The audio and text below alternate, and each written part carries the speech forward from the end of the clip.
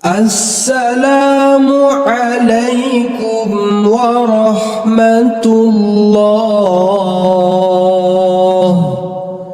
Assalamualaikum warahmatullahi wabarakatuh. Innal hamdalillah wassalatu wassalamu ala Rasulillah wa ala alihi wa sahbihi wa man tabi'ahum bi ihsan ila yaumil qiyamah.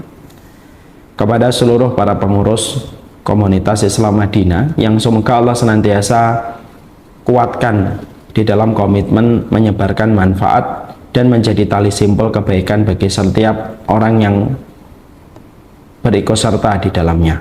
Kepada seluruh para penuntut ilmu, semoga kita senantiasa dikuatkan pundak kita, dilapangkan hati kita di dalam kesabaran, dikokohkan langkah kita di dalam menapak jalan kebenaran di tengah zaman fitnah.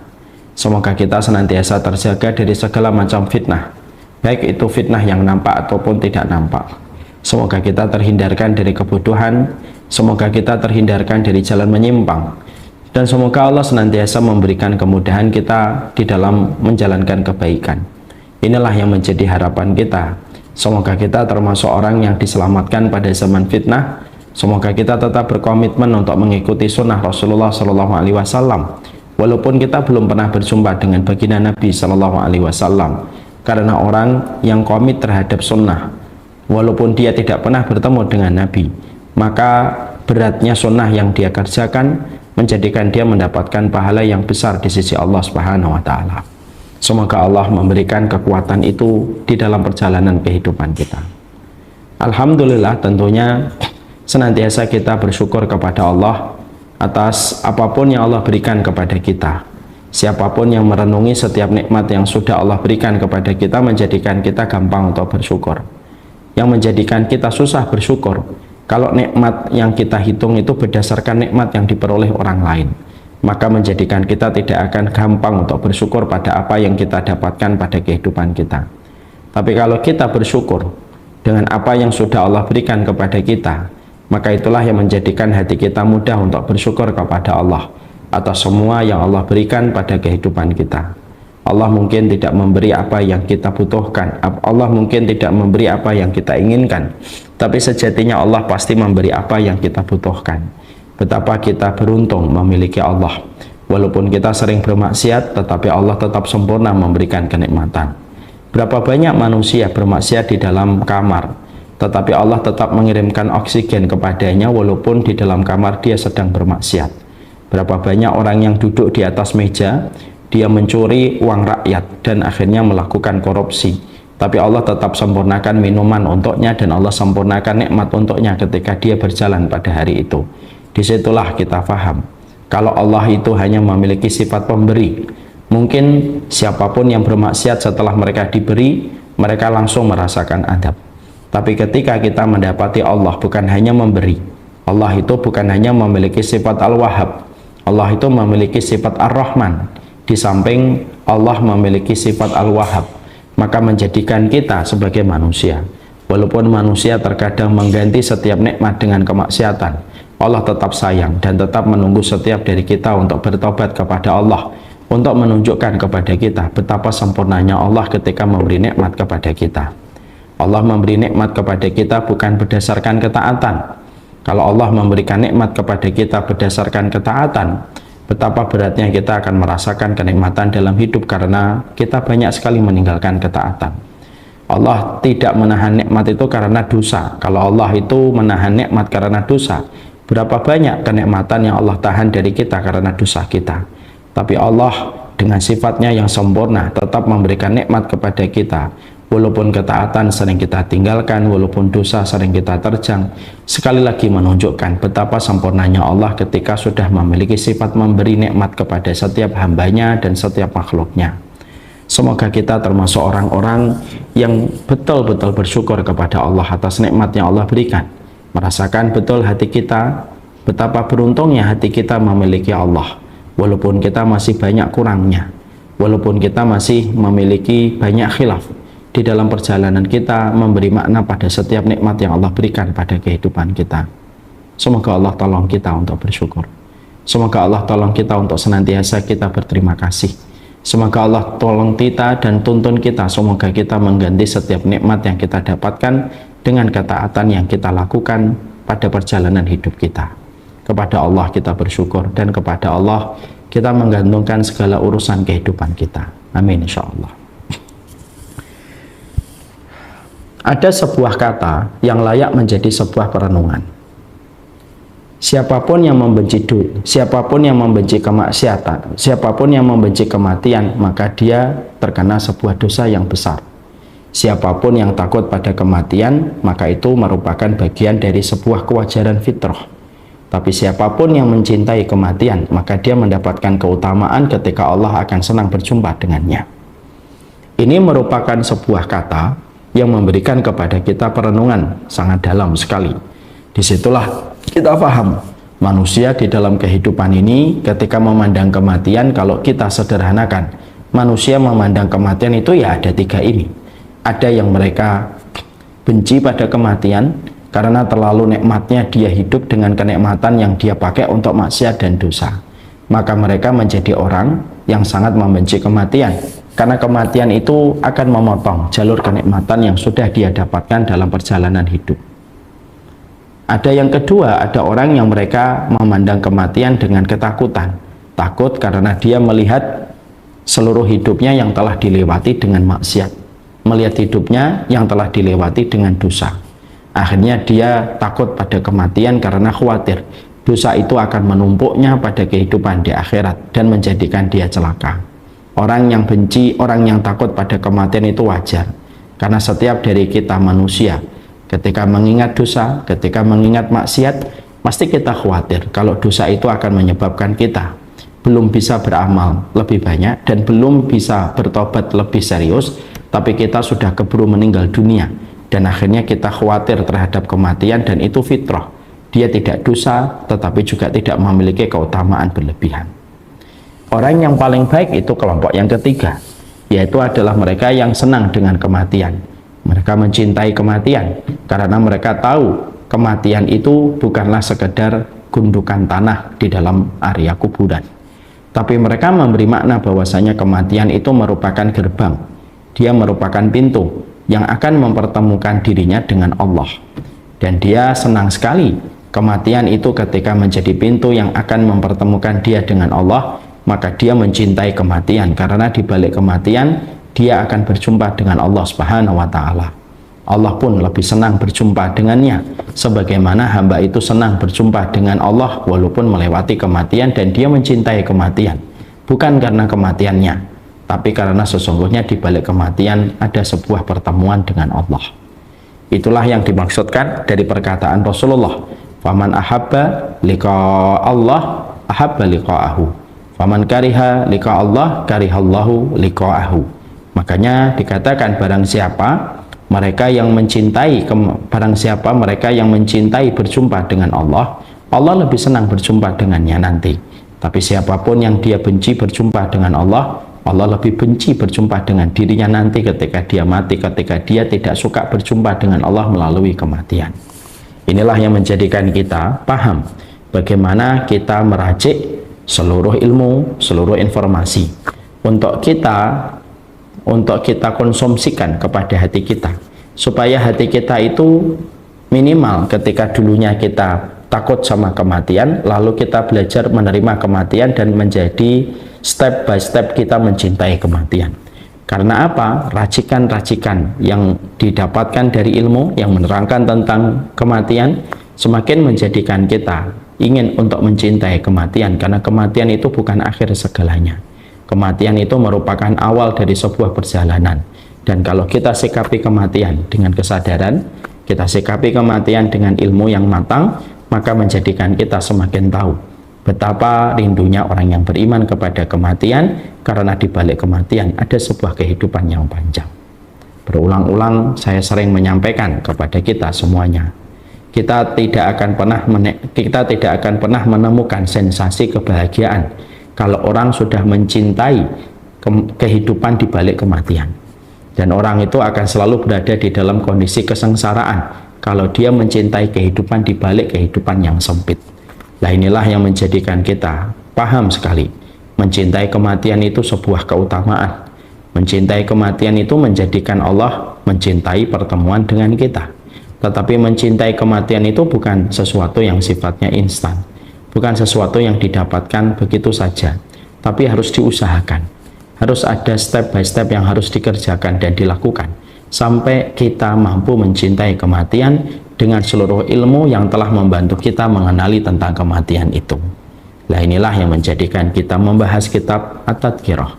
Kitab ini membahas tentang perjalanan ilmu yang menjelaskan tentang semua hakikat kematian, dari proses hidupnya, dari proses menjelang matinya, dari proses matinya, sampai proses nanti menuju kepada kehidupan akhirat.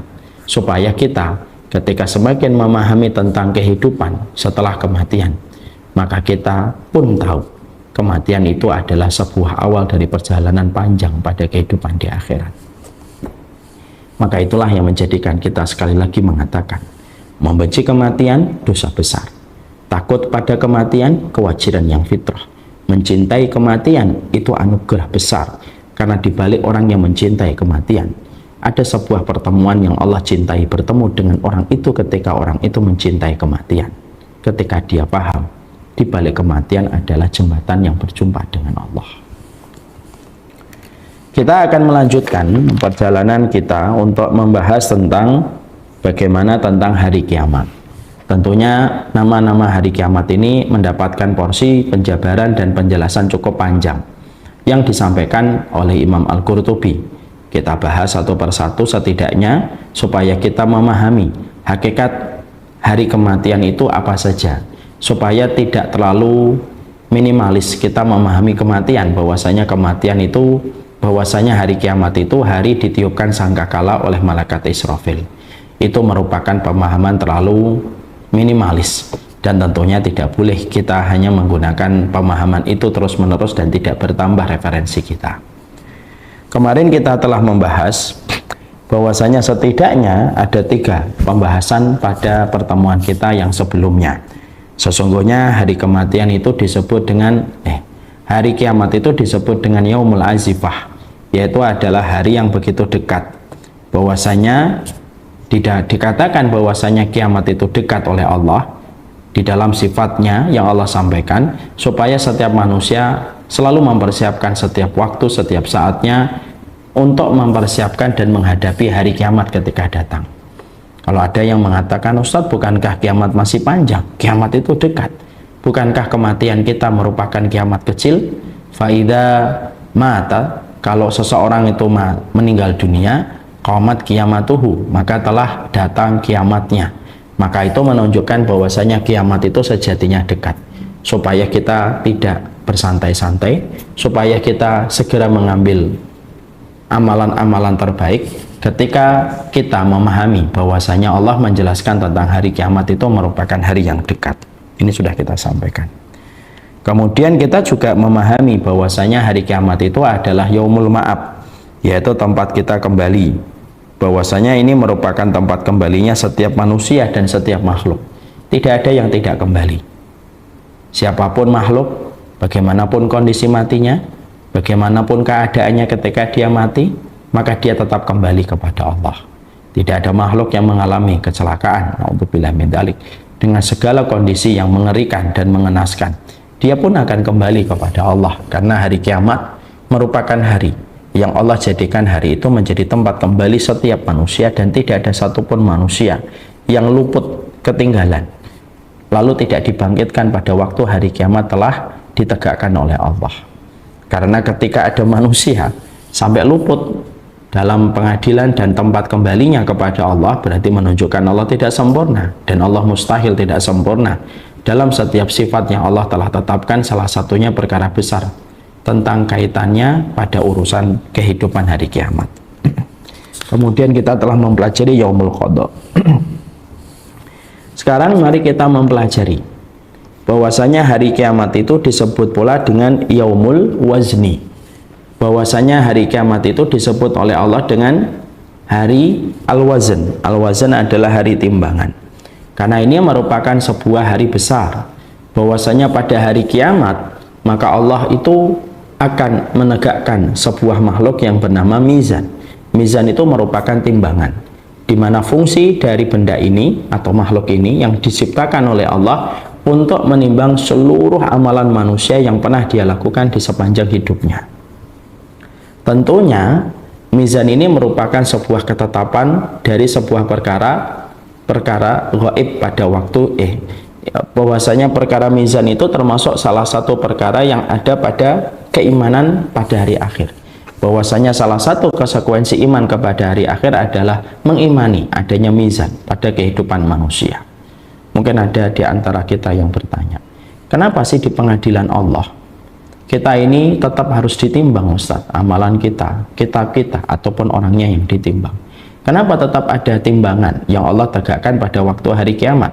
Bukankah ketika manusia sudah melewati hisab, sudahlah cukup ketika semua amalan manusia itu sudah dihamparkan oleh Allah, diperlihatkan oleh Allah, lalu menjadi pertanyaan yang Allah tujukan kepada orang itu, kenapa masih ada mizan?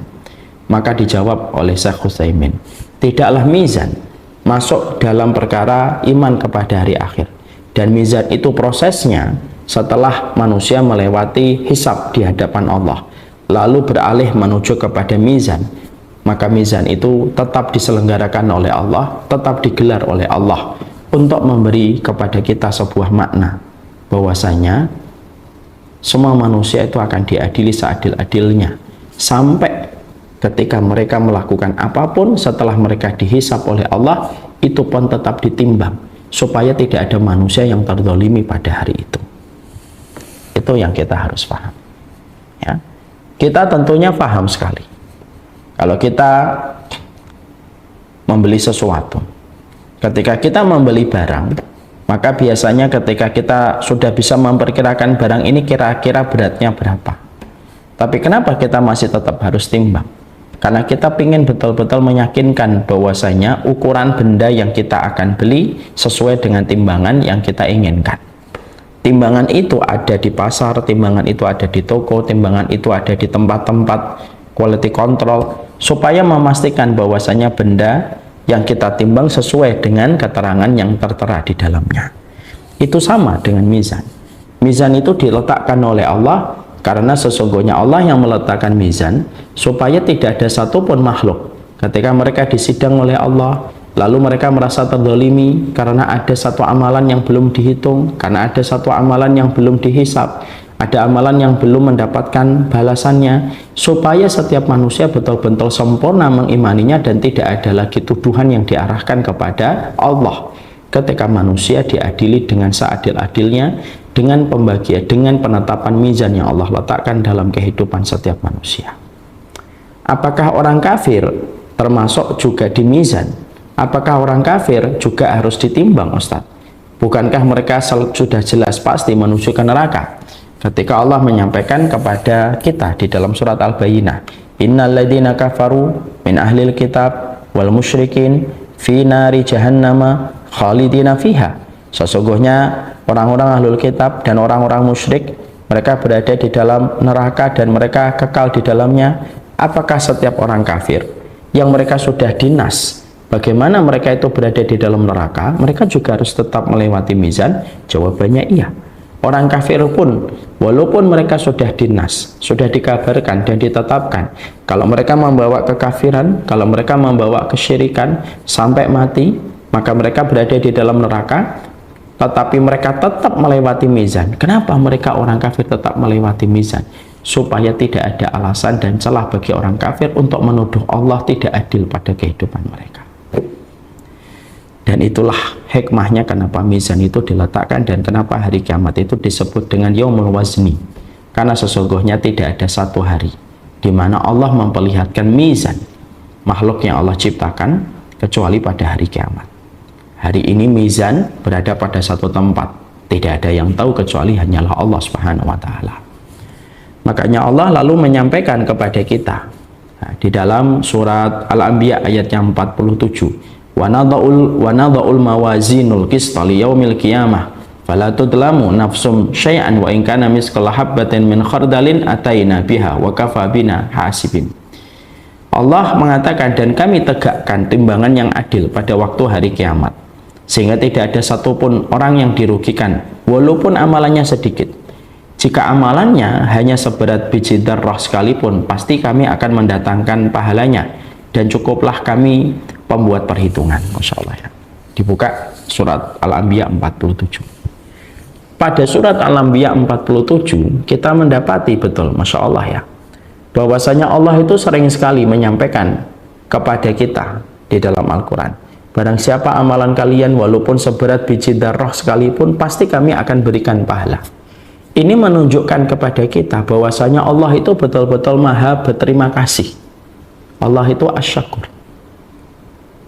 ya, Allah itu asyakur, sehingga tidak ada satu kebaikan yang dilakukan manusia kalau dia telah beramal walaupun hanya seberat biji darah kecuali akan diberikan pahala. Dan ini tidak ada yang bisa menghargai eksistensi apa yang dilakukan manusia kecuali adalah Allah. Makanya maaf ya,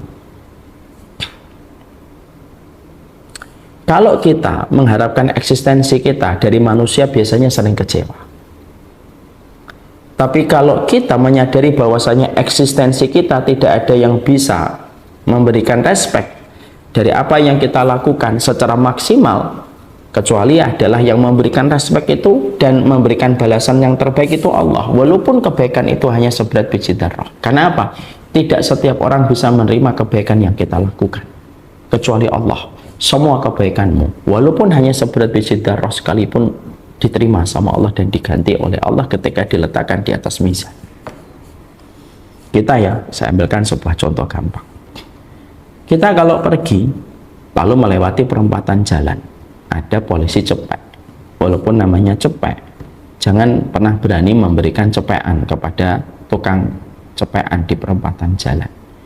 Kalau kita biasanya memberi cepekan, betul-betul uang 100 yang kita kasih hari ini, maka tentunya yang diberi itu biasanya tidak suka. Dia biasanya marah, mungkin dia akan ngambil lalu akan melempar, mungkin akan membuat bodi mobil kita dirusak. Karena apa? Memberi cuma 100. Manusia itu biasanya menghargai sebuah pemberian ketika pemberian itu sesuai dengan apa yang dia ekspektasikan. Tapi Allah menyampaikan di dalam surat Al-Anbiya ayat 47 sampai Allah ulang kembali di dalam surat Al-Zalzalah, "Faman ya'mal mithqala dzarratin khairan yarah, wa may ya'mal mithqala dzarratin syarran yarah." Kebaikanmu walaupun hanya seberat biji atom tetap Allah akan perlihatkan dan diberikan ganti, sebagaimana keburukan pun sama.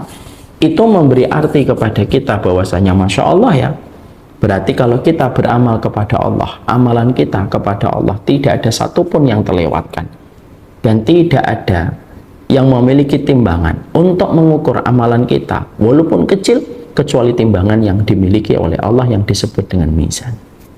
Makanya Allah memulai pada surat Al-Anbiya yang tadi kita baca, wa nadha'ul mizana bil qist wa nadha'ul mawazin al qist liyaumil qiyamah. Kami letakkan mizan dengan adil pada waktu hari kiamat. Mizannya Allah, bahwasanya mizannya Allah kalau dipakai untuk menimbang langit dan bumi, maka dia tetap lebih lapang mizan itu. Itu menunjukkan mizan itu besar sekali. Jadi kalaulah bumi, langit, artinya bumi dan langit, lalu diletakkan pada mizan dan timbangan yang Allah tegakkan pada waktu hari kiamat, diletakkan pada satu sisi timbangan itu, maka sesungguhnya timbangan itu lebih lapang daripada dunia dan langit yang diletakkan di sisi timbangan mizan yang Allah tegakkan pada waktu hari kiamat, untuk menunjukkan keagungan mizan yang Allah gelar pada waktu hari kiamat. Tapi istimewanya, biasanya kalau timbangan besar, dia tidak punya ukuran untuk menimbang ukuran benda yang ringan. Karena apa? Karena biasanya yang dinamakan mizan, yang dinamakan timbangan dalam konteks kehidupan di dunia, timbangan pada konteks kehidupan di dunia, timbangan besar itu biasanya tidak bisa untuk menimbang barang-barang yang kecil. Contoh, ketika kita memakai timbangan beras, tahu timbangan beras yang biasanya dulu orang tua berat itu timbangan beras yang 100 kilo, 1 kuintal gitu. Maka kalau dia dipakai untuk menimbang benda yang kecil, contohnya kacamata gitu, kita letakkan itu. Maka timbangan beras itu tidak bisa menunjukkan angka pastinya berapa ukuran dan berat dari kacamata ini. Kenapa? Karena kacamata itu memiliki timbangan sendiri yang tidak sama dengan timbangan beras yang biasanya memiliki berat di atas 100 kilo. Jadi kalau kita letakkan kaca di timbangan beras tidak bisa mendeteksi beratnya kaca ini karena terlalu ringan bagi timbangan beras. Tapi dahsyatnya mizannya Allah, dikatakan para ulama, timbangannya Allah itu seberat luas dunia dan seisinya, lalu langit kalau ditimbang maka lebih luas mizan yang Allah miliki. Tapi dahsyatnya, kalaupun ada amalan manusia seberat biji atom loh, seberat biji atom, ketika diletakkan di mizan tetap bisa untuk menghitung kalkulasi secara detail dan tepat dan tidak ada yang meleset. Itulah timbangannya Allah untuk menjadikan kita semakin mengagungkan perkara hari kiamat, ya. Maka disitulah kita akhirnya mendapati hari kiamat itu hari pengadilan. Hari kiamat itu pun hari Allah meletakkan mizan, Allah meletakkan timbangan. Ketika setiap amal manusia yang menjadi objek dari mizan itu akan ditimbang oleh Allah supaya menyempurnakan keadilan Allah, dan tidak ada satupun orang yang bisa menuduh Allah tidak adil pada waktu hari kiamat. Makanya maaf ya, tidak ada perkataan penduduk neraka. Ketika manusia di dalam neraka lalu berkata, ya Allah ini tidak adil bagiku, tidak ada. Pernah kita membaca satu ayat atau satu hadis teriakan penduduk neraka ketika mereka sedang berada di dalam keruknya jahanam, lalu mereka berkata, ya Allah ini tidak adil, ya Allah harusnya saya tidak mendapatkan ini. Tidak ada perkataan itu. Allah tidak pernah mengatakan itu dalam Quran, Allah juga tidak, Rasulullah juga tidak pernah mengatakan itu di dalam hadis. Ini memberi arti bahwasanya ketika tidak ada manusia yang mereka berteriak tentang kecurangan, ya karena memang Allah betul-betul meletakkan semua kehidupan. Pengadilan Allah itu begitu detail, begitu adil, dan tidak ada satupun yang terzalimi pada hari itu. Dan itulah salah satu fungsinya. Kenapa mizan tetap ditegakkan? Kenapa mizan tetap ada setelah adanya proses hisab? Supaya manusia pada hari itu, mereka betul-betul sadar. Mereka semua mendapatkan keadilan dan tidak ada yang mendapatkan kezaliman. Maka setelah kita mengetahui mizan itu seberat apa dan bagaimana istimewanya mizan sampai disebut hari kiamat dengan kata yaumul wazni, maka kita mungkin ada yang bertanya, yang ditimbang nanti apa Ustaz? Maka kalau kita membuka di dalam kitab Aqidah Salimah, akidah yang lurus, kita akan mendapati bahwasanya ada tiga pendapat. Ada tiga pendapat yang menguraikan tentang sebuah jawaban. Yang ditimbang itu apa? Apakah yang ditimbang orangnya? Apakah yang ditimbang itu adalah amalnya? Ataukah yang ditimbang adalah kitabnya? Atau yang lainnya? Maka yang pertama dikatakan bahwasanya yang ditimbang itu adalah amalnya. Jadi manusia dengan amalnya itu nanti akan berubah menjadi sebuah benda yang memiliki berat. Sholatmu memiliki berat, puasamu memiliki berat dan memiliki masa berat, sedekahmu memiliki masa berat, sholat tahajudmu memiliki masa berat. Maka ketika semua amal itu pernah dilakukan manusia lalu dikonversi menjadi sebuah sesuatu yang memiliki masa berat, maka amalannya itulah yang ditimbang dan manusia tidak ikut ditimbang. Ini pendapat yang pertama.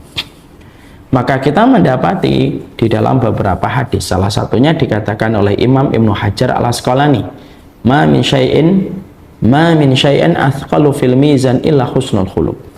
Sesungguhnya tidak ada perkara yang paling berat dan memiliki masa berat yang sangat berat ketika ditimbang kecuali akhlak yang mulia. Jadi akhlak yang mulia itu kalau sudah dilakukan manusia lalu sampai pada hari kiamat dikonversi menjadi benda, dia memiliki masa berat yang sangat berat sekali. Sampai akhirnya mizan itu betul-betul menanggung beratnya amal tersebut. Itulah yang disebut dengan akhlak al-khuluq al-hasan, yaitu akhlak yang mulia. Tentunya kalau kita mungkin bertanya, akhlak yang mulia itu apa sih Ustadz? Imam Ibnu Rajab itu berkata ada 3. Kaful adha, jangan nyakitin orang. Ihtimalul adha, sabar kalau ditolimi. Yang ketiga, ihtimalul adha, badrul adha. Yang ketiga, badrul adha. Badrul adha itu memberikan manfaat sebanyak mungkin kepada setiap makhluk. 3 itu akhlak. Itu yang paling berat ketika ditimbang. Ya. Jadi itu yang paling berat ketika ditimbang. Ibnu Qudamah mendatangkan dalil lagi, yaitu ada 3 perkara yang nanti ditimbang dan perkara itu akan memberatkan mizan. Hampir-hampir mizan itu tidak kuat untuk memikul pahala dan masa berat dari 3 amal ini. Apa itu? 3 pahala yang memiliki masa berat yang sangat kuat sampai mizan hampir tidak kuat untuk memikul dan menanggungnya. Kata Ibnu Qudamah, salah satu amal la tuzanu bihil mizan. Sesungguhnya ada 3 amal yang ketika ditaruh di dalam mizan yang seberat dan lebih luas daripada langit dan bumi, ternyata kalau 3 amal ini diletakkan di atasnya, maka hampir-hampir mizan itu menjadi ambruk karena beratnya menanggung masa berat dari 3 amal. Apa 3 amal itu? 1, pahala ketika amalan ketika di bulan Ramadan diterima sama Allah. Itu kalau ditimbang di dalam mizan itu berat sekali. Mizan itu menanggung beratnya masa dari amalan yang diterima di bulan Ramadan. Ya kan? Makanya kita mendapatkan dalam hadis qudsi yang menjadi dalil yang disampaikan oleh Ibnu Qudamah, wasaumu li wa ana ajzi bihi. Puasa itu untukku, akulah yang mengganti puasa itu secara langsung. Aku yang menggantinya secara langsung, kata Allah. Berarti menunjukkan bahwasanya apapun amal, kalau yang memberikan pahalanya langsung Allah, yang memberitahukan dan menginformasikan, berarti amal itu berat. Sampai Allah sendiri yang turun tangan memberikan pahala pada amal itu. Yang kedua, kata Ibnu Qudamah, yaitu adalah memaafkan. Makanya di dalam surat Asy-Syu'ara Allah menyampaikan, faman afa wa aslaha fa ajruhu 'ala Allah. Siapapun yang terzalimi lalu dia memaafkan dan tetap berbuat baik setelah dia terzalimi, tetap berbuat baik, fa ajruhu 'ala Allah. Maka pahalanya langsung diberikan oleh Allah secara langsung, cash oleh Allah, dan tidak dikurangi dan tidak diwakilkan kepada para malaikat. Jadi kalau ada di antara ibu dan bapak disakiti, lalu tetap kita maafkan, lalu tetap berbuat baik kepada mereka seakan-akan kita tidak pernah tersakiti, maka ibu dan bapak mendapatkan pahala yang besar. Pahala itu diberikan langsung oleh Allah, dan ketika pahala itu ditimbang di dalam mizan, hampir mizan tidak kuat memikulnya dan menahannya. Yang ketiga, yaitu kata Ibnu Qudamah, yang menjadi berat itu adalah pahala orang yang bersabar. Makanya Allah menyampaikan dalam surat Az-Zumar ayat yang ke-10, innama yuwaffas sabiruna ajruhum bighairi hisab. Pahalanya orang yang bersabar itu pahalanya tiada batas. Artinya ketika ditaruh di dalam mizan itu terus bertambah terus. Berat masa beratnya itu terus bertambah. Sehingga hampir-hampir mizan tidak kuat untuk memikulnya. Pastikan Bapak dan Ibu memiliki 3 ini sebelum kita pulang nanti menuju kepada Allah. Siapapun yang menyakitimu, maafin dan tetap berbuat baik. Maksimal di bulan Ramadan, tinggal 85 hari lagi kita masuk ke bulan Ramadan kembali, kalau tidak salah. Dan yang penting juga sabar dalam menjalani setiap perjalanan hidup rumah di dalam kehidupan kita.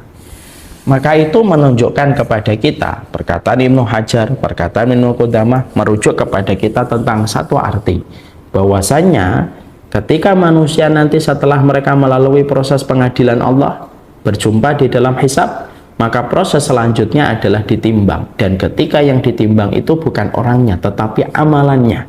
Dan amalan kita akan menjadi satu benda pada waktu hari kiamat dan memiliki masa berat. Dan masa berat itulah yang akan menentukan beratnya pahala yang kita peroleh. Ada tidak orang yang mereka ketika pada saat itu tidak mendapatkan amalnya ditimbang? Ada, tidak ada amalan yang ditimbang. Sholatnya tidak ditimbang, puasanya tidak ditimbang. Siapa mereka? Mereka-mereka yang ketika mereka itulah ketika di dunia mereka beramal, niat mereka bukan karena Allah, maka tidak ada satupun amal, kalau tidak diniatkan untuk mencari keridhaan Allah yang mampu ditimbang di dalam mizan. Ya, kalau dalam satu ilustrasi dia akan kebingungan, mana sholatnya, mana puasanya, mana sedekahnya. Sudah tidak ada. Karena ketika dia melakukan itu semuanya, dia melakukan karena dunia. Dan dia sudah mendapatkan dunia. Dan tidak ada lagi yang bisa ditimbang di dalam mizannya Allah pada waktu hari kiamat.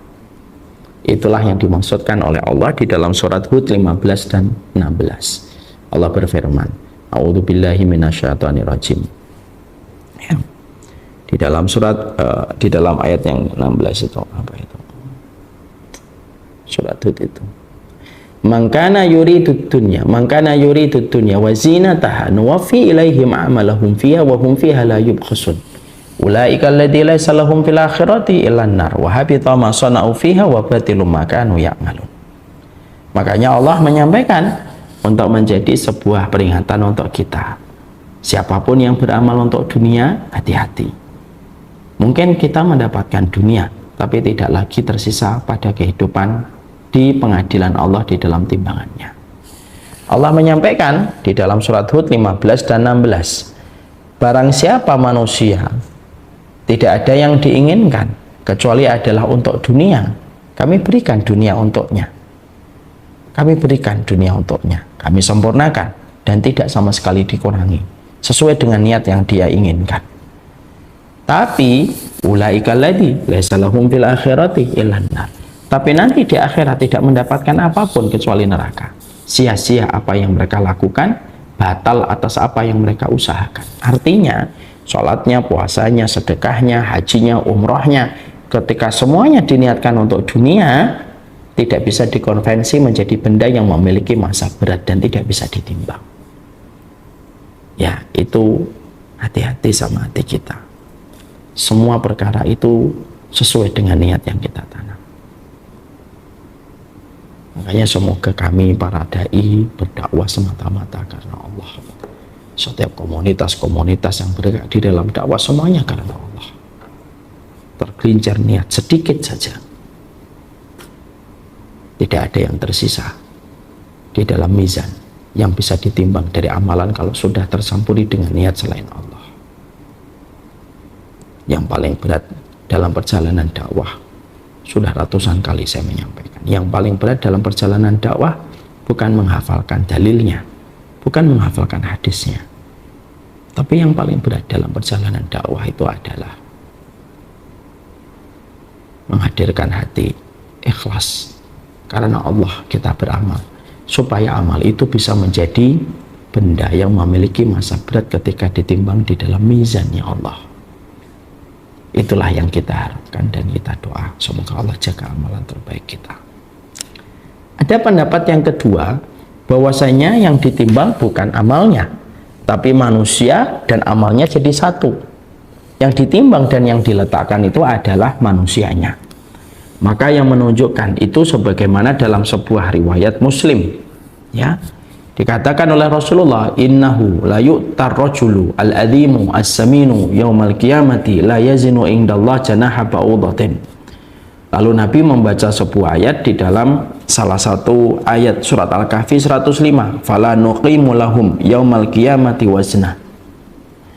Dikatakan sesungguhnya pada hari kiamat ada seorang laki-laki, ya, dia memiliki postur yang gede, gemuk sekali, ya, maka sesungguhnya dia gemuknya luar biasa. Sebagian riwayat mengatakan gemuknya sebagaimana gajah. Tapi ketika dia ditimbang oleh Allah, maka beratnya tidak lebih dari seekor nyamuk. Lalu Nabi membacakan salah satu ayat di dalam surat Al-Kahfi 105.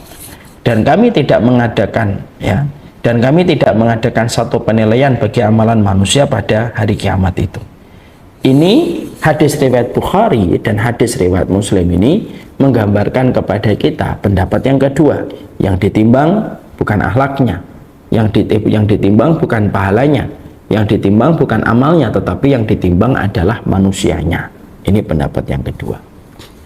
Pendapat yang ketiga yaitu adalah pendapat ketika yang ditimbang itu adalah lembaran-lembaran catatan yang dituliskan oleh malaikat Raqib dan Atid. Maka lembaran yang ditulis oleh malaikat Raqib ketika mereka menjadi saksi atas apapun yang kita lakukan, itulah yang ditimbang oleh Allah. Sebagaimana kita paham pada surat Qaf, ma yalfidhu min qaulin illa ladaihi raqibun atid. Dan tidaklah setiap manusia apapun yang mereka ucapkan, apapun yang mereka perbuat, kecuali mereka didampingi oleh malaikat raqib dan atid. Lah, setiap apapun yang ditulis malaikat raqib itulah yang ditimbang. Apapun yang ditulis oleh malaikat atid itulah yang ditimbang. Maka pada saat itulah kita mendapati inilah yang menjadi yang ditimbang oleh Allah Subhanahu wa taala. Dalilnya yaitu sebagaimana kita mendapati dalam riwayat Abdullah bin Amr bin As, bahwasanya Allah membebaskan seseorang dari umatku di hadapan seluruh manusia. Ada satu manusia yang dibebaskan dari api neraka. Dibentangkanlah itu catatan dosanya, catatan dosa miliknya, bahwasanya ada 99 lembar dan setiap lembarnya berisi dengan dosa sejauh mata memandang, dan dia memiliki 99 lembar. Ya, jadi ada manusia nih, timbangannya nih, kamu memiliki 99 lembaran dan satu lembarannya berisi dengan dosa dan kemaksiatan sepanjang mata. Ya. Maka ketika Allah sudah memperlihatkan 99 lembaran yang telah dituliskan oleh malaikat raqib dan atid atas semua dosa yang telah dilakukan, Allah berfirman kepada orang itu, ada enggak yang kamu ingkari dari setiap tulisan malaikat ini terhadap apa yang kamu perbuat dalam kehidupan? Maka orang itu menjawab, tidak wahai Allah. Apakah engkau memiliki udzur, alasan? Tidak ya Allah. Lalu Allah berfirman, sesungguhnya engkau memiliki satu kebaikan di sisiku, dan sesungguhnya hari ini kamu tidak dianiaya. Gimana ya, kita bayangkan 99 lembar dan setiap lembarnya dosa sepanjang mata memandang. Saking begitu candunya dia kepada perbuatan dosa. Setelah Allah menanyakan, apakah kamu mengingkari? Dia menjawab tidak. Apakah kamu punya udzur dan alasan kenapa dosa itu kamu lakukan? Dia menjawab tidak dengan jujur. Lalu Allah mengeluarkan dari sisinya satu. Lalu Allah mengatakan, dari satu kebaikan ini engkau tidak akan didolimi dan tidak akan disakiti. Maka dikeluarkanlah sebuah bitokoh kartu yang ada di dalamnya sebuah kalimat, asyhadu alla ilaha illallah wa asyhadu anna muhammadar rasulullah. Lalu Allah berfirman, hadirkanlah timbanganmu. Maka orang itu berkata, ya Allah, apalah artinya kartu ini dibandingkan dosa dan gulungan dosaku dan maksiatku? Maka Allah mengatakan dan mengulang perkataannya, kamu tidak akan pernah didolimi dan tidak pernah disakiti. Maka diletakkanlah gulungan-gulungan itu pada satu daun timbangan, dan kartu bitokoh la ilaha illallah, artinya dia adalah tetap seorang muslim, diletakkan pada timbangan yang lainnya. Maka ketika diletakkan bitokoh la ilaha illallah, maka sisi timbangan itu yang ada bitokoh la ilaha illallah lebih berat daripada 99 lembaran dosa dan kemaksiatan yang dia telah lakukan sepanjang hidupnya. Maka itulah yang dipilih oleh sebagian ulama, bahwasanya yang ditimbang bukan manusianya, yang ditimbang bukan pula amalnya, tapi yang ditimbang adalah lembaran-lembaran yang pernah digoreskan malaikat raqib dan atid. Maka sesungguhnya ketika kita mendapati ada 3 pendapat ini, yang menarik adalah ketika kita membaca tulisannya dari Syekh Utsaimin. Syekh Utsaimin menyimpulkan bahwasanya 3 pendapat itu tidak saling bertentangan. Ya. Maka sesungguhnya secara umum bahwasanya yang ditimbang itu adalah amal perbuatannya. Tapi ada pula orang yang nanti ditimbang orangnya. Sebagaimana pula ada yang ditimbang bagaimana lembaran-lembaran amal yang telah dilakukan. Artinya itu teknisnya tergantung sama Allah. Jadi nanti ada orang yang memang ditimbang lembarannya, ada orang yang ditimbang orangnya, ada orang yang ditimbang dengan amal perbuatannya. Dan itu hanya Allah yang memiliki kehendak atas apa yang Allah pilih. Bagi kita menghadapi perbedaan para ulama tentang apa yang ditimbang pada waktu mizan ditegakkan oleh Allah, bagi kita tidak usah merepotkan apa yang menjadi pilihan kita, karena tiga-tiganya pendapatnya benar. Dan bisa jadi kita mengambil pendapatnya Syekh Utsaimin, bahwasanya memang ada yang ditimbang orangnya, ada yang ditimbang amal perbuatannya, ada yang ditimbang lembarannya. Maka yang terpenting bagi kita adalah mempersiapkan semoga setiap amal perbuatan yang kita lakukan layak naik untuk ditimbang. Itu yang paling penting. Yang paling penting itu layak untuk ditimbang. Ya. Dan itulah yang menjadikan kita faham pelajaran tentang mizan yang kita gelar pada pelajaran kita hari ini, sekaligus pula memberi kepada kita sebuah pelajaran dan sebuah hikmah besar. Apa itu? Kita ini harus betul-betul memberikan yang terbaik pada amal kita, supaya amal yang terbaik itu adalah amal yang paling layak untuk ditimbang. Ya. Allah tidak menerima yang biasa, Allah tidak menerima yang recehan, Allah menerima yang terbaik. Maka pastikan bahwasanya amal kita itu menjadi amal yang layak diterima sama Allah. Karena kalau amal itu sudah diterima sama Allah, tidak ada perusaknya amal itu, walaupun amal itu hanya seberat biji darah, tetap diterima sama Allah. Maka memastikan amal itu ikhlas, memastikan amal itu mengikuti ajaran Rasulullah, dan memastikan amal itu dilakukan orang yang beriman itu penting. Supaya apa? Memastikan amal perbuatan kita naik podium untuk bisa ditimbang oleh Allah. Karena ada amal yang tidak akan pernah ditimbang. Amal itu apa? Ketika 3 syarat ini sudah tidak dimiliki, tidak dilakukan oleh orang yang ikhlas, ya, tidak mutabaah dan tidak mengikuti aturan Rasulullah, ataupun kebaikan itu dilakukan sama mereka yang tidak beriman kepada Allah dan Rasul. Kalau ada di antara amal yang sudah tidak memiliki 3 syarat ini, dia tidak akan pernah menjadi hari timbangan. Karena apa? Yang ditimbang adalah dosa-dosanya, amal perbuatannya. Ketika disertai dengan riya, disertai dengan niatan duniawi, tidak ditimbang dalam mizan kebaikan, tetapi ditimbang di dalam mizan keburukan. Naudzubillah min dzalik. Makanya memastikan gimana sih dakwah saya ini nanti ditimbang oleh Allah. Memastikan kita kumpul nih hari ini pada waktu hari Ahad ini ditimbang. Kita memastikan, ya Allah, amalan saya ketika saya ngaji hari ini semoga ditimbang oleh Allah. Ini memastikan amalan kita ditimbang itu penting. Dan bagaimana prosedur untuk memastikan amalan kita ditimbang? Pegang 3 hal. Pastikan amal itu karena Allah. Sudah, jangan karena dunia, ya Allah, jangan karena manusia. Yang kedua, pastikan bahwasanya apa yang kita lakukan memiliki kekuatan dan referensi dalil yang jelas. Dan yang ketiga, memastikan bahwasanya kita beriman dan tidak kufur, tidak murtad, tidak keluar dari agama Allah. Kalau 3 syarat ini diterima, maka amal itu akan ditimbang. Walaupun hanya seberat biji darah, tetap diterima sama Allah dan tetap mendapatkan ganti dari Allah. Dan gantinya Allah itu selalu lebih besar dari apa yang kita lakukan. Karena berdagang dengan Allah itu perdagangan yang tidak pernah merugi. Ya.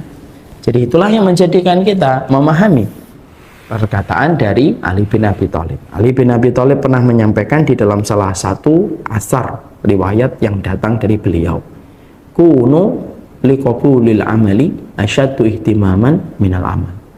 Jadilah kalian orang yang selalu fokus memperhatikan amal kalian, kualitasnya, supaya dapat diterima oleh Allah. Amal itu apabila berkualitas itu jauh lebih penting daripada kalian beramal dan beramal, menambah dan menambah, tapi kalian tidak memperhatikan quality control dari amal yang telah kalian lakukan. Karena apa? Karena yang dibutuhkan itu betul-betul berkualitas. Kalau sudah berkualitas, walaupun hanya seberat biji atom, tetap diterima sama Allah. Itulah yang menjadikan kita paham dari kaedahnya mizan yang kita pelajari ketika nama hari kiamat itu Yaumul Wazni. Disitulah kita paham kualitas amal itu jauh lebih baik daripada kuantitas amal. Terlalu banyak, tetapi ternyata banyak sekali yang merusaknya. Bisa jadi niatnya salah, bisa jadi karena tidak mengikuti petunjuk yang diajarkan oleh Rasulullah, atau bisa jadi karena dia tidak beriman kepada Allah. Maka itulah yang disebut dengan Yaumul Wazni. Ya. Makanya sekali lagi, Yaumul Wazni itu sekali lagi memberi kepada kita tentang sebuah arti. Tidak ada orang yang terdolimi, karena semua orang mendapatkan keadilan. Orang di dalam neraka, mereka merasa kesakitan, mereka menjerit, mereka minta tolong, tapi tidak ada satupun penduduk neraka yang berkata, ya Allah, seharusnya saya tidak mendapatkan neraka. Tidak ada satupun yang berkata itu. Kenapa? Yaumul Wazni ditegakkan pada waktu hari kiamat. sekaligus untuk membungkam mata yang mengingkari tentang pengadilan Allah, bahwasanya pengadilan Allah betul-betul adil dan tidak ada satupun yang luput dari pengadilan Allah, dan tidak ada satupun yang mendolimi kehidupan manusia kalau dikumpulkan di hari kiamat. Itu yang kita dapatkan. Yang selanjutnya disebut pula bahwasanya hari kiamat itu disebut dengan Yaumul Hakim. Ya, kenapa disebut dengan Yaumul Hakim? Yaumul Hakim itu disebut dengan mandul. Ya, kenapa Allah menyebut hari kiamat itu dengan Yaumul Hakim, hari yang mandul? Karena memang pada dasarnya pada saat ketika manusia melewati proses demi proses dari hisabnya Allah, dari pengadilan Allah, maka pada saat itu manusia itu betul-betul tidak ada manfaatnya hubungan anak dan orang tua dan kekerabatan, karena semuanya mereka nanti sibuk dengan urusan mereka masing-masing pada saat sementara waktu di pengadilan pertama. Ya, maka sesungguhnya Yaumul Hakim ini merupakan sebuah penamaan yang Allah berikan, karena seakan-akan manusia itu pada hari itu seakan-akan tidak lagi ada manfaatnya punya banyak anak, tidak ada lagi manfaatnya koneksi, tidak ada lagi manfaatnya ordal, orang dalam, tidak ada lagi manfaatnya kita memiliki link, tidak ada lagi. Makanya disebut dengan Yaumul Hakim, Yaum, hari mandul, karena semua hubungan yang dulu kita dapatkan di dunia itu tidak bermanfaat pada waktu hari kiamat, pada waktu proses semua itu diadili oleh Allah. Makanya Allah menyampaikan di dalam surat Asy-Syu'ara ayat yang ke-88, yauma la yanfa'u malun wala banun illa man atallah biqalbin salim. Akan datang satu hari tidak bermanfaat mal, harta, wala banun, anak-anak yang kita miliki, kecuali mereka yang datang pada waktu hari kiamat membawa hati yang salim, hati yang bersih. Lah itu memberi arti pada kita, berarti pada waktu orang itu dihisap oleh Allah, ketika orang itu berada pada kondisi dia ditimbang oleh Allah, semua itu fokus pada dirinya sendiri. Semua itu manusia mereka sedang sibuk pada urusan masing-masing. Anak tidak memikirkan orang tua dulu pada saat dia masih diadili oleh Allah. Nanti kalau anak itu soleh sudah di depan pintu surga lah, baru pada saat sudah di depan pintu surga baru ingat orang tuanya. Tapi pada saat ketika di hadapan pengadilan Allah, hubungan semua yang kita pernah dapatkan di dunia menjadi hilang, seakan-akan sebagaimana orang mandul yang tidak punya anak. Karena apa? Anak-anak kita nanti sibuk dengan urusan kita dan tidak akan memanggil papa, bapak, abi, tidak akan manggil begitu. Karena apa? Dia sibuk dengan urusan yang dia harus hadapi. Kita tidak akan manggil bapak, masya Allah, ketemu di hari kiamat, tidak. Karena apa? Semua bertanggung jawab sama dirinya sendiri. Makanya Allah tegaskan tadi, tidak ada yang bermanfaat, hartamu, anak-anakmu, kecuali orang yang datang membawa hati yang salim. Ya, makanya akhirnya disebut dengan Yaumul Hakim, hari mandul. Karena pada saat itu seakan-akan manusia itu, seakan-akan mereka itu mandul, tidak memiliki apapun keturunan. Ya, karena kita tentunya paham dari kabar Rasulullah, ada salah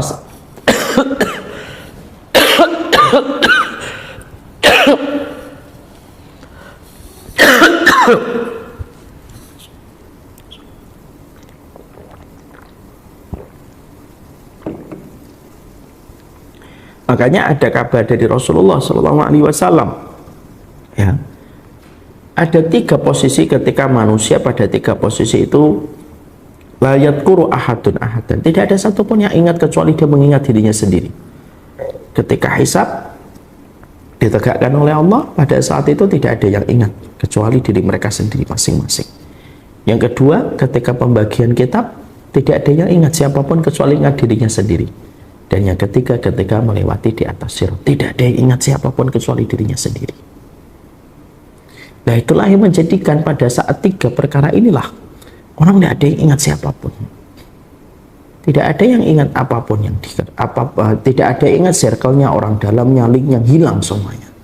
Pada 3 kondisi ini. Ketika hisab, pembagian kitab, dan ketika melewat di atas sirat. Nah, itulah yang menjadikan akhirnya kita paham. Makanya disebut salah satunya dengan Yaumul Hakim, yaitu adalah hari mandul. Karena seakan-akan pada saat itu tidak ada anak yang bisa membela kita, dan kita pun tidak bisa memberikan kita pun tidak bisa memberikan pembelaan kepada anak kita. Yaumul Akim. Kemudian yang berikutnya kita mendapati Yaumul Asir. Apa itu Yaumul Asir? Itu termasuk salah satu nama hari kiamat. Insya Allah ini akan menjadi pembahasan kita berikutnya. Semoga Allah memberikan keberkahan pada urusan kita dan kita mempelajari berarti Yaumul Waznu. Jadi Yaumul Waznu itu kita belajar dari semua kesimpulannya adalah hari kiamat itu adalah hari pengadilan. Kenapa pengadilan itu ada mizan? Dan mizan itu merupakan makhluk yang sangat agung, yang apabila dunia dan langit diletakkan pada mizan, maka tentunya mizan lebih lapang daripada dunia dan langit itu. Maka supaya tidak ada lagi kezaliman ketika mizan pun ditegakkan, makanya tidak ada satupun perkataan manusia di dalam neraka yang merasa dizalimi. Orang kafir pun tetap melewati mizan dan dia tetap ditimbang.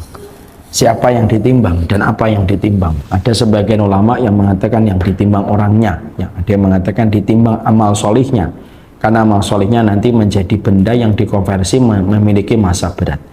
Ada yang nanti ditimbang itu adalah amal, yaitu lembarannya. Dan kata Syekh Utsaimin, tiga-tiganya benar. Ada orang yang ditimbang amalnya, ada orang yang ditimbang orangnya, ada pula yang ditimbang lembarannya. Disitulah kita mendapati bahwasanya mizan itu luar biasa, timbangan yang agung, timbangan yang berat, tapi mampu untuk menghitung masa satu benda yang sangat ringan sekali walaupun seberat biji atom. Di situ kita mendapati pelajaran pula, tidak setiap amal mendapatkan kesempatan naik podium ditimbang di dalam mizan, sampai betul-betul amal itu terjaga dari segala macam perusaknya. Dan perusak amal itu ada 3. Kalau dia tidak beriman, amalnya, kebaikannya rusak. Mau bangun masjid, mau sedekah, mau ngasih anak yatim, tapi kalau tidak beriman rusak. 2, tidak ikhlas karena Allah. Niatnya untuk dunia, niatnya untuk pujian. Dan yang ketiga, tidak mengikuti Rasulullah. Kalaupun tidak mengikuti Rasulullah, tidak bersandar kepada para ulama yang memiliki kompetensi yang luar biasa dalam ilmu, lalu dia melakukan amal hanya berdasarkan kesimpulan dia sendiri dan menyeleweng dari apa yang diajarkan oleh Nabi, tidak akan diterima sama Allah. Maka memastikan amal kita naik podium sehingga layak mendapatkan kesempatan untuk ditimbang